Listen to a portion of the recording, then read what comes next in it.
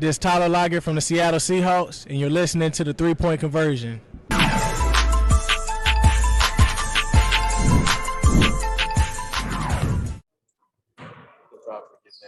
Travel day and then right from that, I feel like the guys were energy-wise. They were fine. It was nobody laboring or anything like that. Guys seemed to be in a good spot. Curious, when you look at just the 3 games, there's so many games that you could point to, but then you look at Luka didn't play the first 2 games, Dinwiddie wasn't there at all, Ayton didn't play the last game for you guys. How much stock do you take in the 3 regular season games when a lot has changed or things have changed since then? I think it's hard to use those games as a research tool just because Luka was out, as you said, pre-trade, and they play a little bit differently without Porzingis. A lot more 5 out, a lot less, if any, bigs that post up. I mean, their smalls post up more than their bigs do. So the way they're playing is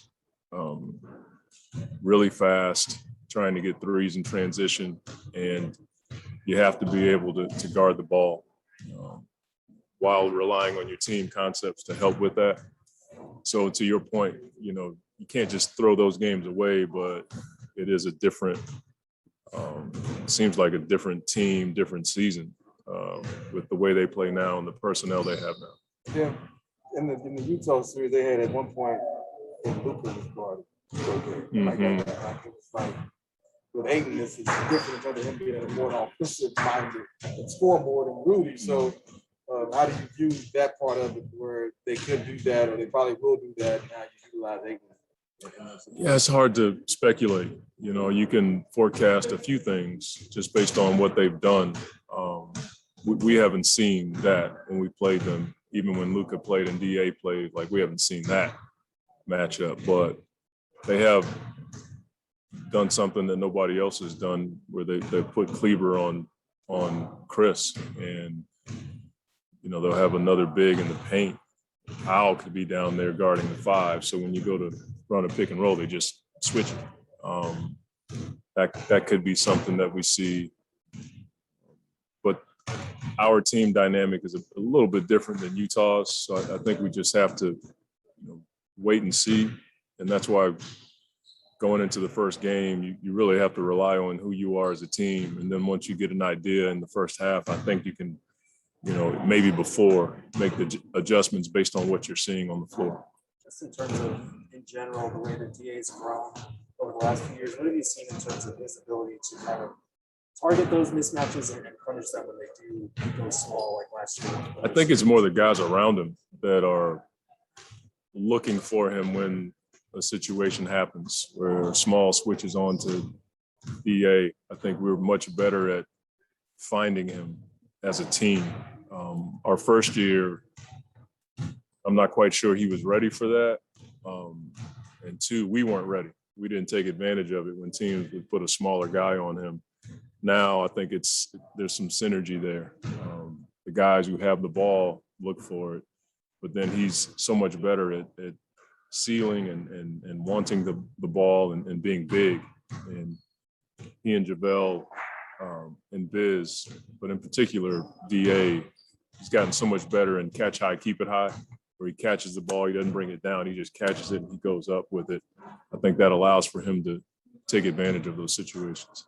This is kind of a broad question, but when we talk about defending Luka Doncic, what are the things that come to mind as far as how you contain a guy? Well, I mean, no one's done it where you've taken him out, but there's some team things you can do to try to limit his opportunities. You don't want to give him everything. He's a guy that can score on the levels, but you don't want to finish a game where he's got 12 assists, you know what I'm saying? And then he's got 4 or 5 threes, and then he's got 18 points in the paint. Like that doesn't serve you well at all. You try to make it tough on him where hopefully you can take out one of those categories and diminish it a little bit, and then you don't want to foul them.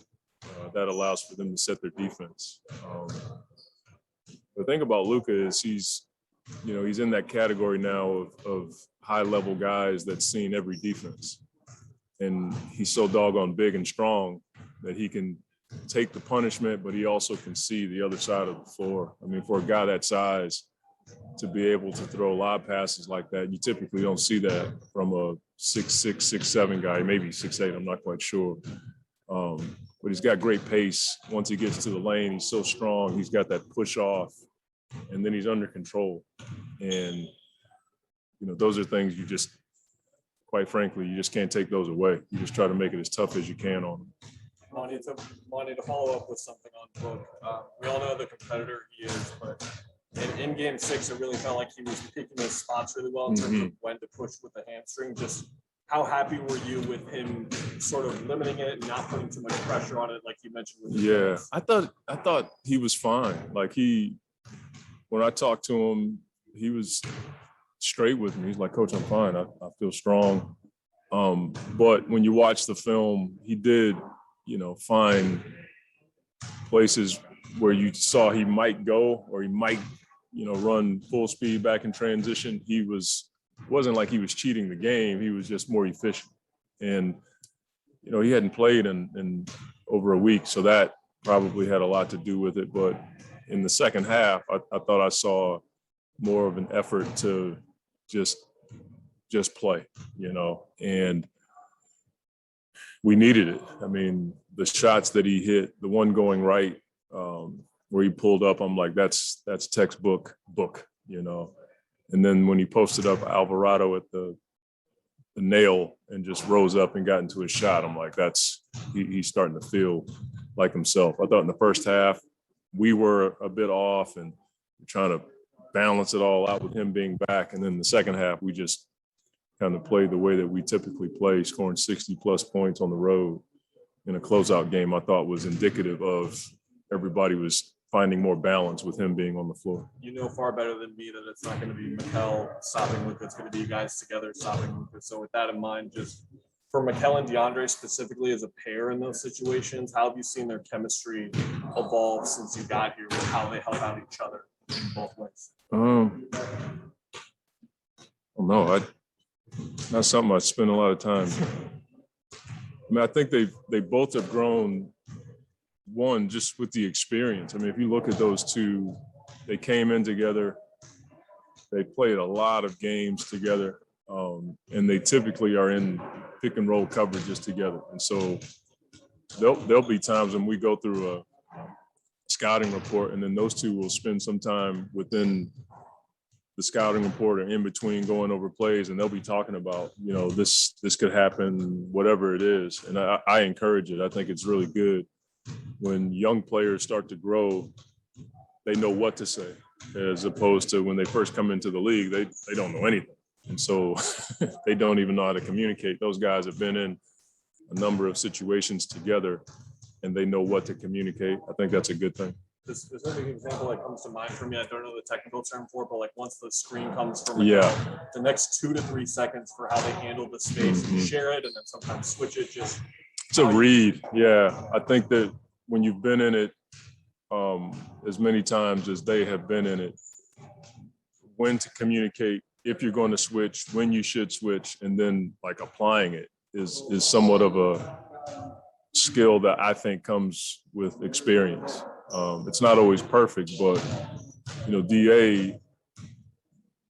Mikal has risen to this level of defensive player of the year status, but DA is the quarterback of the defense. And the guys are always telling him, like, whatever you say, we're going to do it. And I think that's given him ownership, especially in those pick and roll environments where the communication has to be like loud and early so that you can make a good decision at the right time. Aiden was saying that he kind of learned it from DeAndre Jordan.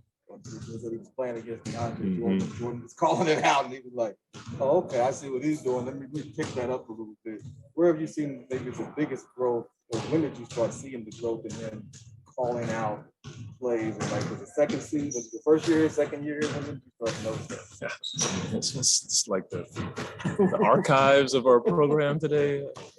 I don't know when. I don't know the time. I just know like in the second year after, and really in the bubble, like we had that hiatus, and it was almost like a summer for the guys. They came back to the bubble and they knew the languages a bit better. And I think once guys understand the languages, then they know what to say. I think that helped us.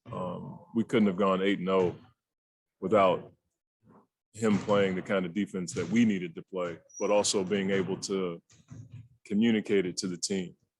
I think that's something that a lot of young guys probably get too much criticism for is, oh, they're not talking enough. And a lot of times young guys don't know what to say. They're learning it all. And we came in with, more terms than a dictionary, and they're, trying to figure it all out. And maybe we stripped it down some so they could learn it. That was probably when you started to see the growth as far as communicating on defense and being the anchor that we think he can be for a long time. Coach, does it ever make you think about controlling the pace, staying up tempo in this upcoming series, and basically keeping the half-court sets balanced out for Devin to not possibly re-injure his hamstring, maybe? Never crossed my mind. We just don't forecast injuries. We can't change our style of play with that kind of thinking. I do understand the question, but it's just not something that